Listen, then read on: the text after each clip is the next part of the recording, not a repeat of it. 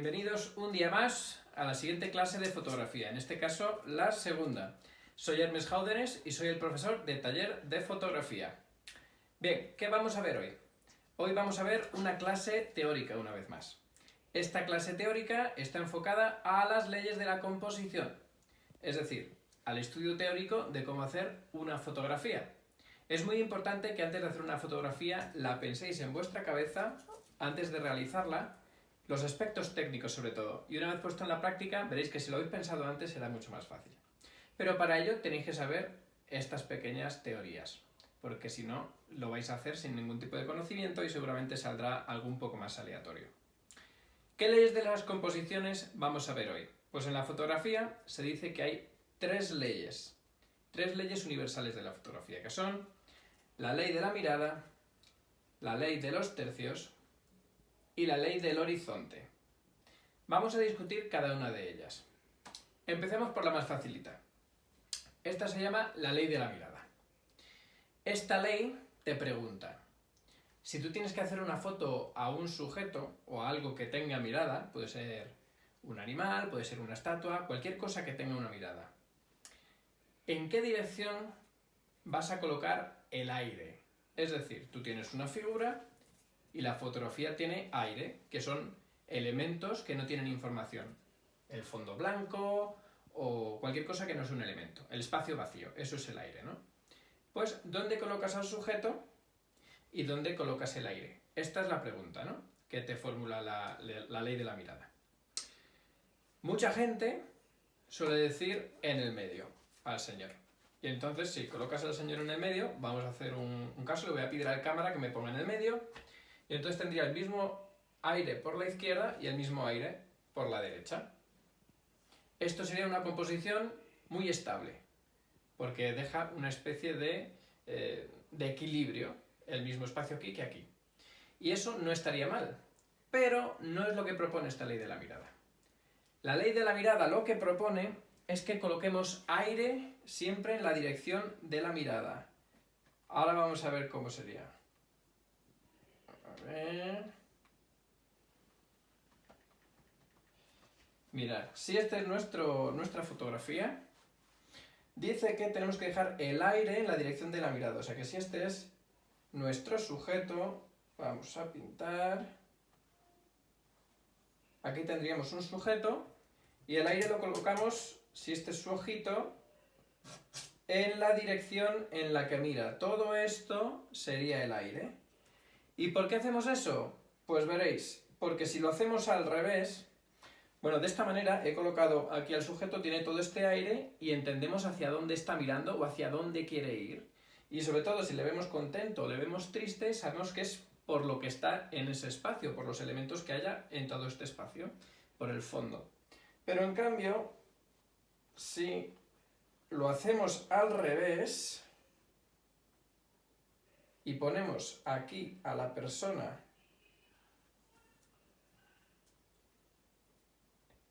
y está mirando hacia aquí, pero aquí se acaba la foto y colocamos todo el aire aquí, estamos negando todo aquello que está mirando y entonces esté contento o esté triste, como no vemos el elemento que le causa esta sensación, nos falta información y para nuestro cerebro es como una desconexión muy fuerte.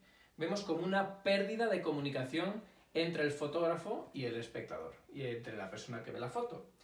Y al mismo tiempo, como le ponemos aquí una pared, que es el final de la foto, nos da la sensación de que está como encerrado o encajonado, o que no tiene futuro, o que está agobiado, algo negativo, ¿no?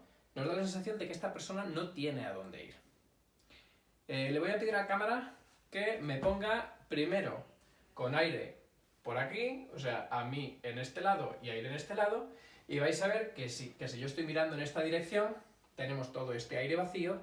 Para nosotros, para nuestro ojo y nuestra lógica, vais a ver que es agradable, porque como yo estoy mirando para acá y aquí está el vacío, notamos que tiene sentido, que casa.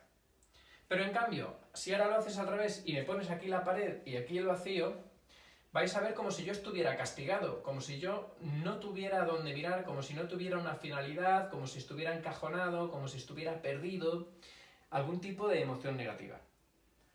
En resumen, ¿qué dice la ley de la mirada? Siempre que hagamos una foto a un elemento que tenga mirada, colocamos el aire en la dirección de la mirada. Persona que mira hacia acá, el aire acá. Y si estuviera al revés y la persona estuviera acá, el aire entonces lo colocamos acá. Algo sencillo. Esa es la ley de la mirada.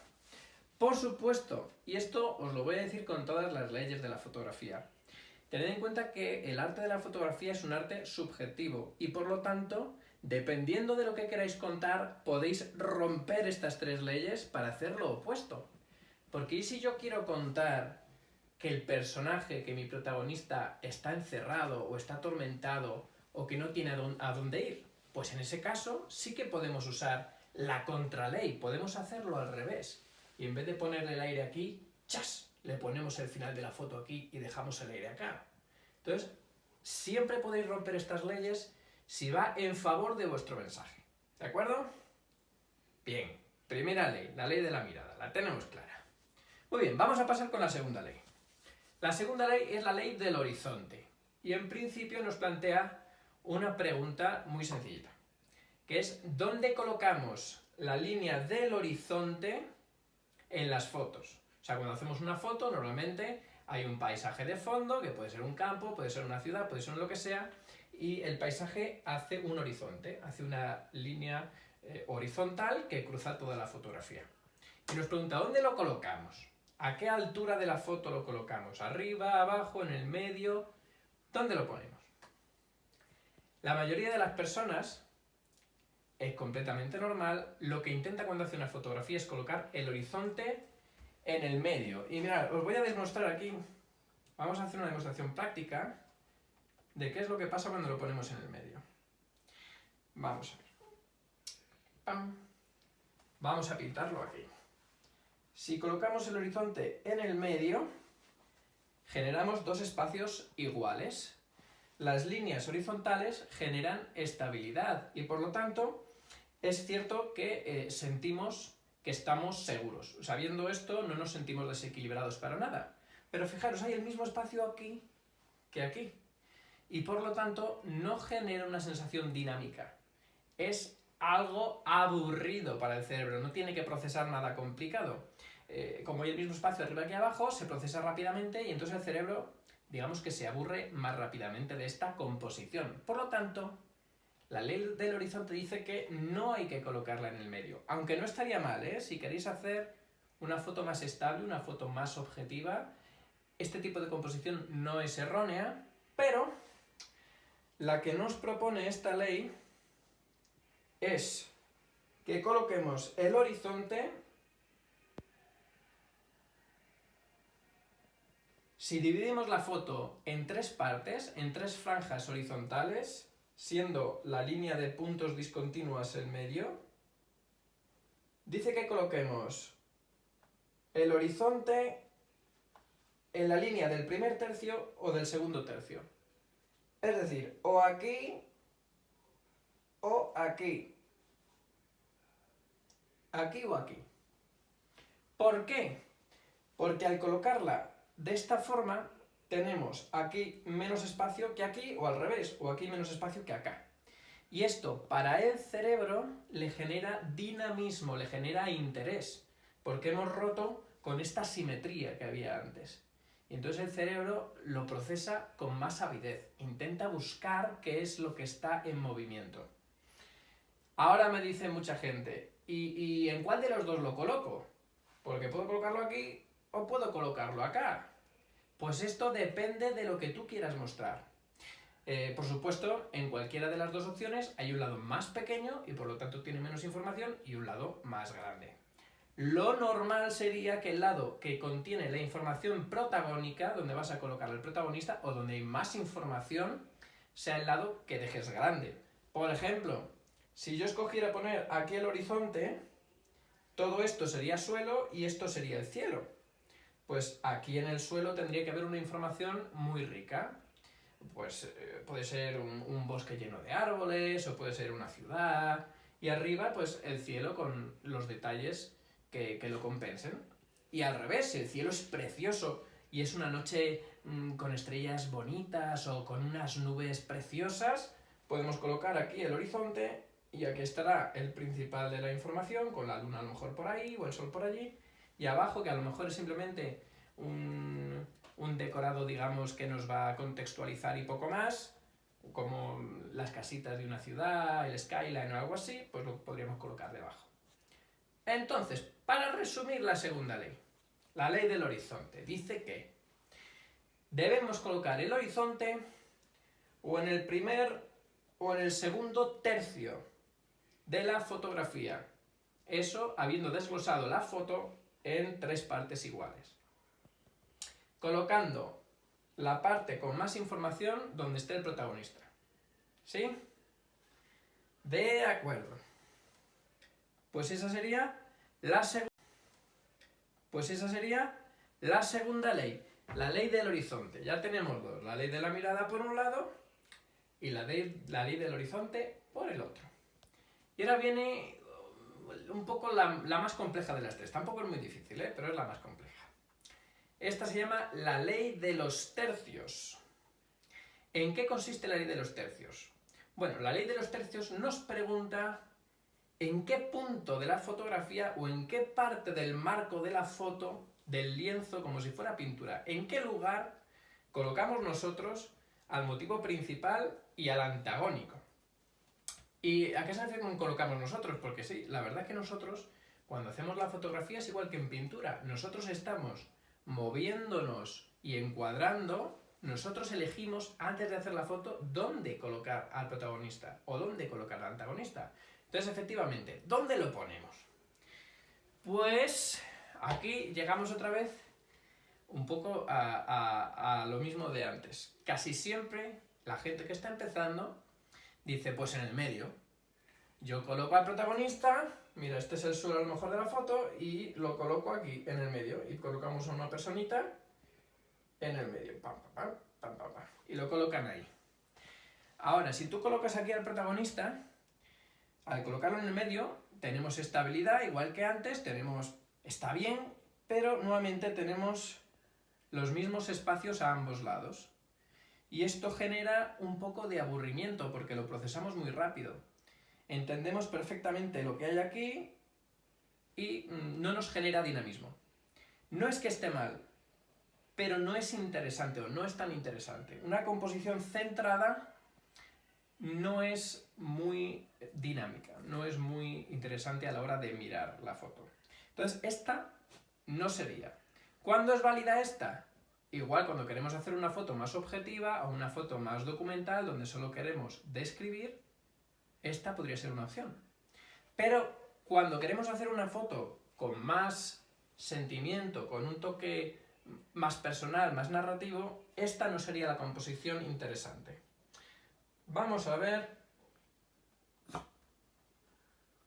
qué os parece esto. Si dividimos la fotografía en tercios, igual que antes estos son los horizontales, los tercios horizontales, pero ahora también tercios verticales. Entonces hemos hecho 3 tercios horizontales y 3 verticales. Y se ha formado una especie de rejilla. Pues ahora bien, yo os digo que en algún punto de esta rejilla es donde se coloca el motivo principal. Teniendo en cuenta que leemos de izquierda a derecha y de arriba a abajo, ¿dónde creéis que sería? En el medio ya hemos dicho que no es. Pues fijaros, los puntos de interés son donde cortan los tercios horizontales con los tercios verticales. Por lo tanto, tenemos 4 puntos. Es decir, el ojo humano y la mente humana tiende a pararse más en estas 4 intersecciones, en estos 4 puntos. Y por lo tanto sería más sabio o más fácil para el espectador si nosotros colocamos al protagonista de nuestra fotografía en uno de estos 4 puntos, que si os fijáis es del rectángulo central que hemos formado al juntar los tercios horizontales con los tercios verticales. Bien, yo ahora voy a colocar aquí, por ejemplo, puede ser en cualquiera de los 4, pero yo voy a colocar aquí a mi modelo. ¡Hala! Este es mi modelo, lo he colocado aquí, es todo esto. Este es mi protagonista. Ahora, ¿qué pasa?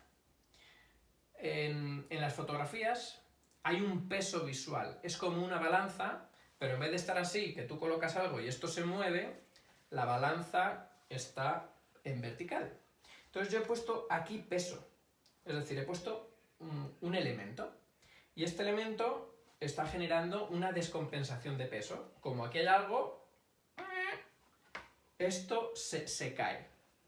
Para compensar el peso que hay en este punto, necesitamos algo en el otro punto. Para compensar el peso que hay aquí, necesitamos algo aquí. Y aquí es donde iría el antagonista, que puede ser, por ejemplo, la luna. Yo aquí dibujo una luna y ya está. Tenemos a un señor mirando a la luna. Estando el señor en este tercio, que sería el protagonista, y la luna en el tercio diagonal para compensar el peso de la fotografía. Obviamente, esto es una fotografía muy sencilla, o sea, yo aquí he dibujado 2 elementos, pero en la realidad hay muchos más elementos. Y lo que tenemos que intentar es que no se descompensen. Que la fotografía, imaginando que esto fuera una balanza, no se caiga los elementos del plato o de la balanza en ningún momento. Vale, pero recordad, esto siempre teniendo en cuenta que vosotros queráis hacer una fotografía dinámica, una fotografía equilibrada, una fotografía agradable, digámoslo. Pero, ¿qué sucedería? Voy a generar aquí otra capa. Vale. ¿Qué sucedería? Fijaros, si este fuera el suelo y yo coloco aquí, en esta esquinita, yo coloco a alguien sentado mirando hacia acá. Lo coloco con todo este espacio en blanco, alejado de los tercios y sin nada que compense el peso. Nos genera una sensación que nos desequilibra, nos genera soledad, porque fijaos, tiene todo este espacio que no está conectado con el sujeto. Nos genera que es pequeño, porque fijaos que es pequeñito y toda una foto gigante. Es decir, podéis usar siempre las normas para romperlas si lo que queréis es comunicar lo opuesto. Estas 3 leyes no es que sean 3 leyes irrompibles. Tened siempre en cuenta lo que favorezca al mensaje, a la narrativa, a lo que queréis contar. Muy bien. Mini resumen, 3 leyes. La ley de la mirada, dejamos aire siempre en dirección a la mirada. La ley del horizonte, ponemos el horizonte o en el primer tercio o en el segundo tercio. Y por tercero, la ley de los tercios, que colocamos, digamos, el motivo principal o en uno de los puntos de los vértices del rectángulo central, o si son más de un elemento, en diagonal para compensar la fotografía. ¿Sí? Pero recordad que lo podéis romper si lo que queréis es contar algo diferente o contar algo que sea opuesto. Según lo que queréis contar podéis romper estas leyes, ¿de acuerdo? Muy bien, pues esto es todo por hoy, las 3 leyes de la fotografía. El próximo día empezaremos con la primera clase de Photoshop, voy a ver cómo lo hago para poder contarlo a través de este sistema y espero veros aquí la semana que viene, así que seguid el próximo capítulo que aquí estaremos. Un saludo a todos.